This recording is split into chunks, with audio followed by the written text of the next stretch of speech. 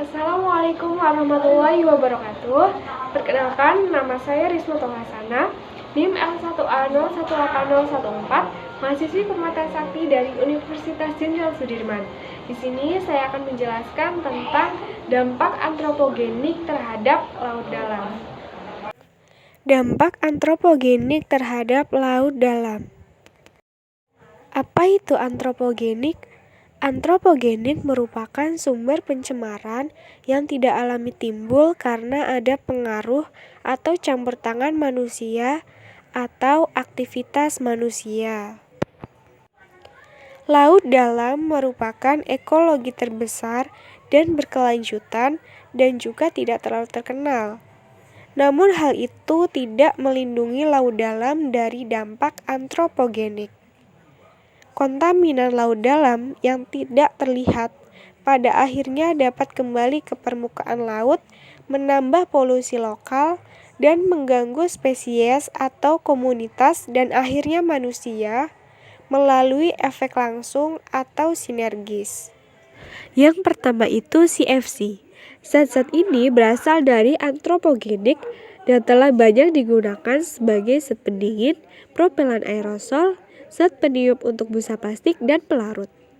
Mereka mudah berubah dan sebagian besar memasuki atmosfer setelah penerapannya. Diangkut ke atmosfer, mereka diketahui merusak ozon. Di lautan, mereka dibawa bersama massa air, sehingga distribusi berkelanjutan mereka dapat ditunjukkan. CFC ini mengakibatkan dampak negatif pada lautan seperti pemanasan permukaan laut dan perubahan iklim. Yang kedua yaitu sampah laut. Sampah yang mengalir dari sungai lalu menuju laut nantinya akan sampai di dasar laut. Sampah yang dominan dalam dasar laut yaitu plastik, drum, kaca, dan logam. Hal ini memberikan dampak negatif bagi biota laut. Selain merubah ekosistemnya, juga merusak habitat asli biota laut, perubahan perilaku seperti biota mengonsumsi plastik, penurunan kualitas air, dan keracunan bagi biota laut. Yang ketiga yaitu bangkai kapal laut. Sebagian besar bangkai kapal terletak di daerah pesisir, tetapi banyak yang tenggelam di laut lepas hingga sangat dalam.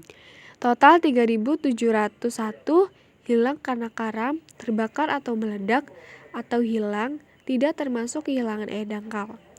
Kapal-kapal itu terhilang total dengan semua peralatan, instalasi, bahan bakar, dan muatannya. Tentu termasuk bahan-bahan beracun dan membandel.